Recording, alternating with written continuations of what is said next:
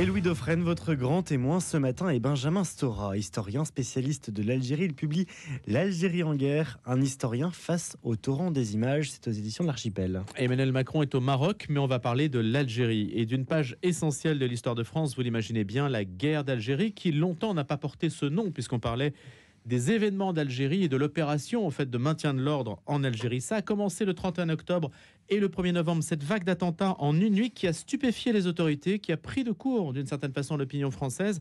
Benjamin Stora est une référence sur le sujet. Il travaille sur l'Algérie depuis sa thèse sur Messali Hadj.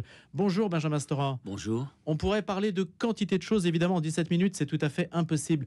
Je voudrais avoir, vous, votre point de vue, la manière dont vous estimez que la guerre d'Algérie est encore ressentie aujourd'hui par nos concitoyens 70 ans après. Puis après, on va entrer dans cette question que vous abordez, qui est celle de la réception par les images. Oui, bonjour. D'abord, merci pour votre invitation.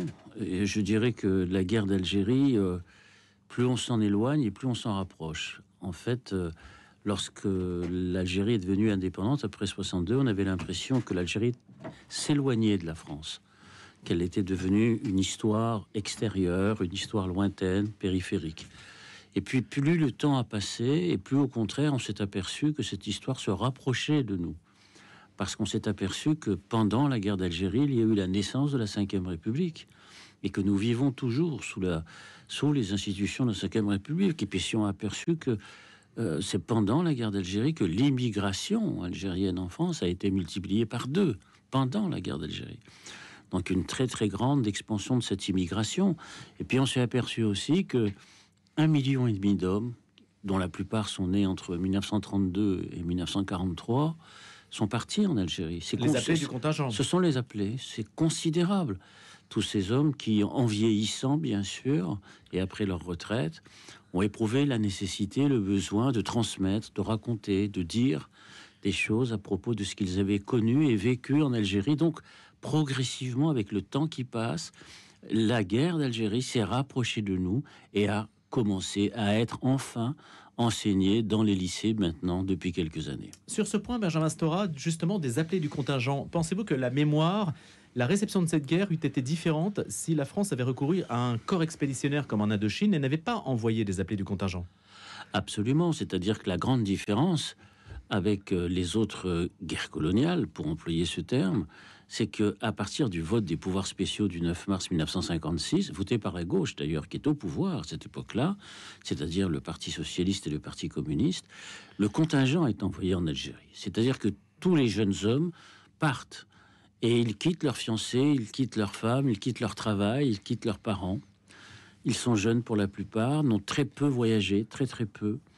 Et ils vont découvrir un autre monde. Ils vont découvrir l'Afrique, ce pays lointain, et ils pensent que c'est une suite de France. Ils pensent que l'Algérie, c'est comme la France.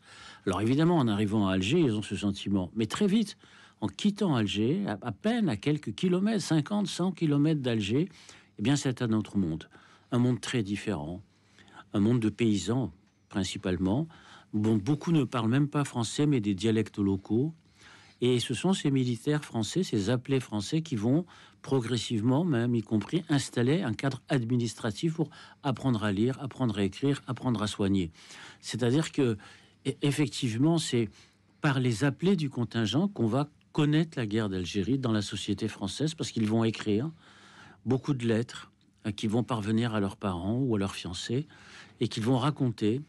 Alors, bien sûr, ces lettres sont lues, sont censurées, donc ils font attention dans ce qu'ils écrivent, mais ils vont beaucoup écrire, ils vont beaucoup se photographier aussi, énormément.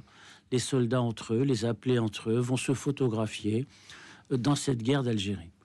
Et Benjamin Stora, cette guerre justement, cette guerre en images, cette guerre qui a donné des images, qui en a produit, est-ce qu'aujourd'hui, vous, votre travail d'historien a permis de les rassembler? Il y a un documentaire qui est diffusé en ce moment sur France 5 avec le dernier épisode demain, je crois, demain soir. Oui. Et c'est 5 heures de documentaire diffusé donc cette semaine en intégralité. Est-ce que ces images aujourd'hui, on en attend encore? Est-ce que vous avez encore un rêve de ce point de vue-là? Oui, les images, on a le sentiment d'attendre encore et encore toujours plus d'images à propos de l'Algérie. Vous savez, le cinéma en particulier fabrique un monde, fabrique un imaginaire. Or, le cinéma français a essayé de fabriquer cet imaginaire, mais il n'y est pas parvenu. Il y a eu beaucoup de films sur la guerre d'Algérie.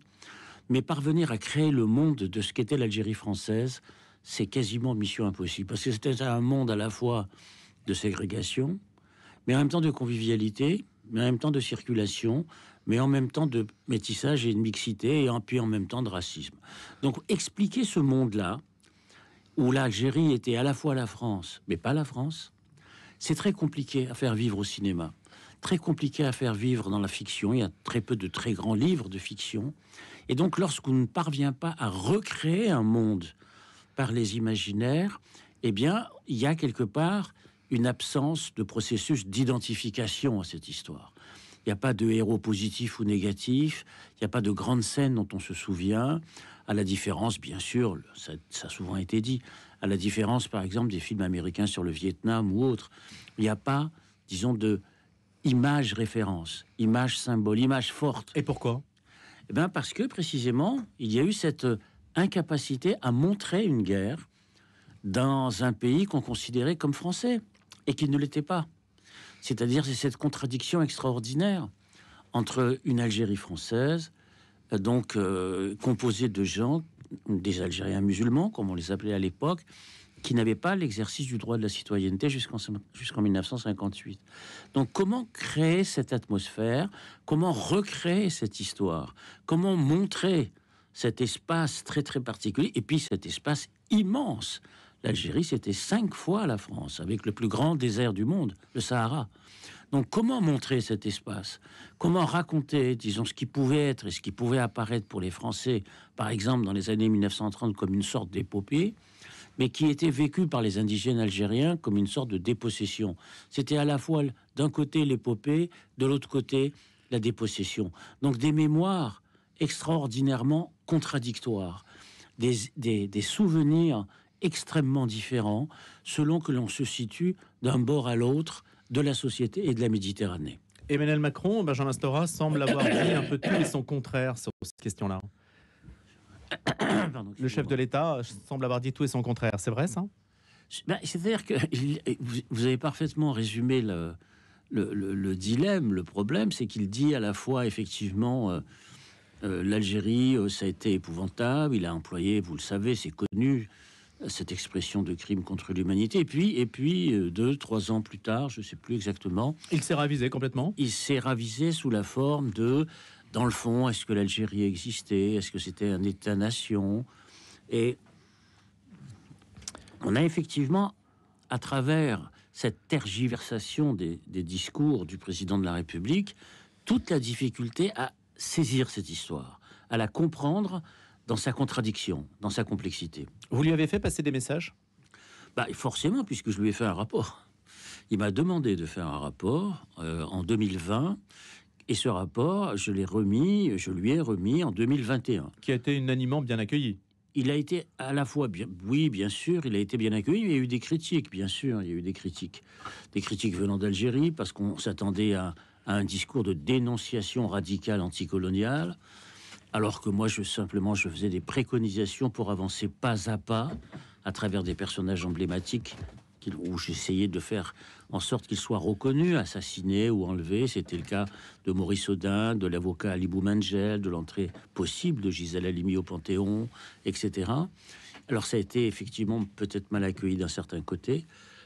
Et puis de l'autre côté, en France, il y a aussi des gens qui pensaient qu'il ne fallait pas trop parler de l'Algérie au risque de la repentance, c'est-à-dire au risque de se flageller. Donc ne pas en parler. Continuer à faire comme si rien n'était. Donc, d'une rive à l'autre de la Méditerranée, effectivement, il y avait ceux qui disaient on n'en fait pas assez, et puis ceux qui disaient on en fait trop. Benjamin Stora, vers quoi pouvons-nous avancer maintenant avec l'Algérie, avec les Algériens qui vivent en France, avec cette mémoire-là? On n'a pas le sentiment qu'on doive aller vers quelque chose de particulier, qu'il y ait un cap qui soit fixé? Et on n'a pas l'impression non plus que ce 70e anniversaire fasse l'objet d'une solennité particulière ou d'une étape particulière? Oui, parce que, effectivement, d'abord pour les Français, c'est très difficile de commémorer quelque chose qui marque le début d'une histoire tragique qui va se terminer par la fin de l'Algérie française. Et donc le départ d'1 million de pieds noirs, le massacre des Harkis, etc. Donc c'est très difficile pour les Français. Pour les Algériens, c'est pas pareil, bien sûr, parce que c'est le début d'une guerre d'indépendance. C'est de cette manière qu'on appelle la guerre d'Algérie, de l'autre côté de la Méditerranée. Mais effectivement, moi je pense personnellement qu'il est très difficile de vouloir absolument réconcilier et d'avoir une mémoire commune. Je pense que les points de vue sont trop séparés. Les façons de regarder cette histoire sont trop différentes. Donc ce qu'on peut faire, c'est d'essayer de dresser des ponts simplement, des passerelles. Vous savez, moi je suis originaire d'une ville qui s'appelle Constantine, qui était la ville des ponts. Hein, et c'est à travers ces ponts qu'on peut essayer d'avancer, mais pas plus. Et donc si on doit avancer, d'abord et avant tout, c'est surtout par rapport à la jeunesse française, notamment d'origine algérienne, mais pas seulement, qui, disons, se rapproche de cette histoire, essaye absolument de la connaître et de la découvrir. Mais on ne peut pas arriver de manière immédiate et instantanée à cette sorte, disons, de rêve de réconciliation immédiate. Je ne crois pas. C'est parce que 132 ans de présence coloniale, c'est gigantesque, c'est colossal. Et on ne peut pas, par un seul discours, par un seul geste, par une seule volonté politique, aussi sincère soit-elle, arriver à dénouer cette contradiction, cette complexité extraordinaire d'une situation coloniale républicaine. C'est très compliqué. Quelle est la part, Benjamin Stora, du facteur islamique dans l'insurrection algérienne? Elle est là et elle n'est pas là. Elle est là parce qu'elle est dans la déclaration du 1er novembre 54, où les insurgés réclament, disons, un État algérien avec les principes islamiques. Mais je sais, par mes travaux depuis très longtemps, vous savez, ça fait presque un demi-siècle que je travaille sur cette histoire, que beaucoup des acteurs qui ont lancé l'insurrection du 1er novembre 54 étaient plutôt des gens favorables au pluralisme, étaient des gens plutôt favorables à ce qu'on pourrait dire, disons, une forme de sécularisation de la société. On l'a vu notamment avec des personnages comme Mohamed Boudiaf, ou Sinaït Ahmed, bon, qui sont des gens qui étaient très ouverts. Je parle des gens qui ont fait le 1er novembre 1954, parce que ce sont ces gens-là ensuite qu'on ne va pas forcément retrouver à la fin de l'histoire. Vous savez, c'est assez classique dans l'histoire des processus révolutionnaires. Ceux qui commencent la révolution ne les finissent pas. La révolution, rarement la finissent et on ne les retrouve que rarement à l'arrivée. Je viens de vous citer quelques noms d'ailleurs de personnages qui ont lancé cette insurrection, à quoi il faut ajouter bien sûr le nom de Krim Belkacem, qui a été le signataire des accords d'Évian et qui malheureusement a été assassiné ensuite en 1970. Mais aujourd'hui, être algérien, c'est forcément être musulman. C'est devenu, après l'indépendance bien sûr, à partir de la Constitution, l'islam est devenu religion d'État en Algérie. Pendant la guerre elle-même, pendant la guerre d'Algérie elle-même, cette question n'était pas véritablement soulevée, mais il y avait des inquiétudes. Il y avait des inquiétudes à la fois venant de la communauté juive, qui voulait pas revenir au statut de la dhimitude, c'est-à-dire de sujet protégé, mais aussi des catholiques d'Algérie et de France, qui avaient des inquiétudes sur le statut des minorités non musulmanes au lendemain de l'indépendance. Des voix se sont élevées, il y a eu des discussions, il y a eu des débats à l'intérieur de toute une série de revues catholiques notamment, sur effectivement quel type de société nouvelle à construire. Parce que beaucoup de catholiques se sont engagés en faveur d'abord de la paix en Algérie, se sont engagés ensuite pour l'indépendance de l'Algérie, mais ils l'ont fait avec beaucoup aussi de distance et d'interrogation sur le statut futur, encore une fois, des minorités non musulmanes. Ils se sont engagés d'abord, bien entendu, contre la torture, bien sûr, la grande voix de François Mauriac, dans l'Express, dans son premier grand article, La question, c'est François Mauriac, avant Henri Alleg. Pierre-Henri Simon, bien sûr, en 1956, les témoignages dans la revue Esprit, dans Études, bon, tout ça montrait un engagement de type, entre guillemets, humanitaire, c'est-à-dire en fait de respect des droits de l'homme. Mais sur la société elle-même, c'est-à-dire comment la construire lorsqu'elle serait éventuellement indépendante, là, il y avait des divisions, il y avait des divergences, il y avait des discussions extrêmement vives sur la nature de l'État algérien. Certains pensaient que cet État allait devenir laïque, pluraliste, démocratique et autres, mais d'autres disaient non, parce qu'ils fréquentaient des dirigeants algériens qui leur disaient souvent, vous savez, le curseur a été tellement loin dans l'exploitation et dans l'oppression de la religion musulmane, eh bien, dans le fond, eh bien, il y aura inévitablement des injustices et des retours qui seront défavorables aux minorités non musulmanes. Et pourtant, Benjamin Stora, c'est la République au sens strict qui a colonisé l'Algérie, et ce territoire n'a pas été évangélisé, à proprement parler. Non, il y a eu cette volonté-là qui a existé effectivement avec le cardinal Lavigerie, bien sûr. La chose est connue au moment du début de la conquête de l'Algérie au 19e siècle. Il ne faut pas oublier que la conquête a quand même duré 50 ans, ce qu'on pourrait appeler la première guerre d'Algérie. Elle a duré 50 ans. Il y avait cette volonté aussi, bien sûr, de gagner des populations musulmanes par l'évangélisation, c'est évident, notamment dans certaines régions, comme la Kabylie, par exemple. C'est pas un secret. Ça a fonctionné. Ça a fonctionné en partie. Ça a en partie fonctionné, mais pas totalement. Mais pas totalement, parce que l'islam est devenu une sorte de territoire refuge dans une situation de dépossession foncière. C'est-à-dire que la question de la religion était liée à la question de l'appartenance de la terre. Les biens étaient collectifs. C'est ce qu'on appelait les biens habous, c'est-à-dire les biens religieux collectifs. La dépossession foncière entraînait une perte de l'identité religieuse et la perte du nom propre, du nom de famille. Donc tout ça est lié. Et donc à partir de ce moment-là, l'islam est devenu un territoire refuge, et même les grandes familles musulmanes qui regardaient, entre guillemets, la France avec bienveillance, ne voulaient pas pour autant abandonner, disons, ce qui constituait leur identité, c'est-à-dire la religion musulmane. Il y a eu, Benjamin Stora, on ne peut pas refaire l'histoire, mais il y a eu des erreurs foncières de la France en Algérie qui ont expliqué la situation aussi vers laquelle on a évolué fatalement, en un mot.